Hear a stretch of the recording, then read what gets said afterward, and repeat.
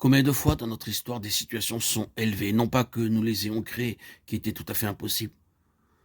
Nous dirons, Dieu les a permises. Peut-être devrions-nous dire, Dieu les a voulues. Dieu a placé notre vie sur cette base-là. Notre salut est une chose surnaturelle, où il n'en est rien. Pauvre Nicodème, cet homme qui ne pouvait voir autre chose que la nature et qui, avec toute son intelligence, dit « Comment un homme pourrait-il naître quand il est vieux ?» Jean 3,4. Notre nouvelle naissance est un miracle. Notre maintien dans la vie chrétienne, c'est-à-dire le fait de continuer, est un miracle. Et notre vie et notre triomphe dans beaucoup et beaucoup de situations impossibles sont surnaturels. Et enfin, notre enlèvement dans la gloire sera surnaturel. Nous pouvons mourir d'une mort naturelle, mais nous ne ressusciterons pas naturellement. Ce sera l'acte de Dieu. Et s'il est vrai que nous partagerons sa gloire, nous qui nous connaissons nous-mêmes, nous dirons avec joie, ce sera un miracle.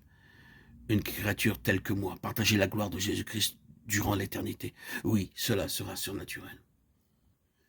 Telle est la signification de la foi. Croire simplement que le ciel peut accomplir ce que personne d'autre ne saurait faire. La foi est une chose très pratique. Toute une situation est naturellement désespérée. Qu'allons-nous faire à cet égard?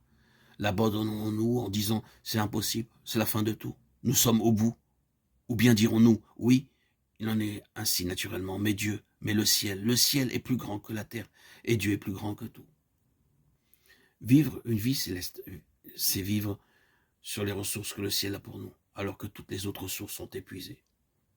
Commencez-vous donc à voir la signification de ce qui est céleste et de ce qu'est la foi. La foi signifie que le ciel seul peut faire ce que ne saurait faire aucun homme, ni les hommes tous ensemble. Rien n'est impossible au ciel, dans aucune circonstance, ni dans aucune situation. Souvenez-vous qu'Israël fut envoyé en captivité à Babylone et que le peuple y resta pendant 70 années. À la fin de cette période, le peuple était dans un triste état, mais lorsqu'il apprit que le moment était arrivé pour lui de retourner dans son pays, la grande majorité du peuple dit non, c'est impossible, il n'est pas possible de retourner là-bas. Toute la situation y est impossible. Le pays est dans la désolation, la ville est détruite. Nous n'avons pas le désir d'y retourner. Mais un reste du peuple y retourna, et nous connaissons tous les détails du secours que Dieu leur accorda d'une manière souveraine.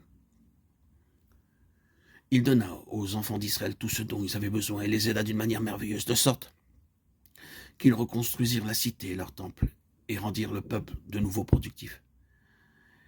Mais c'était quelque chose de surnaturel. Le vote de la majorité avait dit impossible. La minorité crut en Dieu. Elle avait compris la signification de ce qui est céleste, de ce qu'est la foi.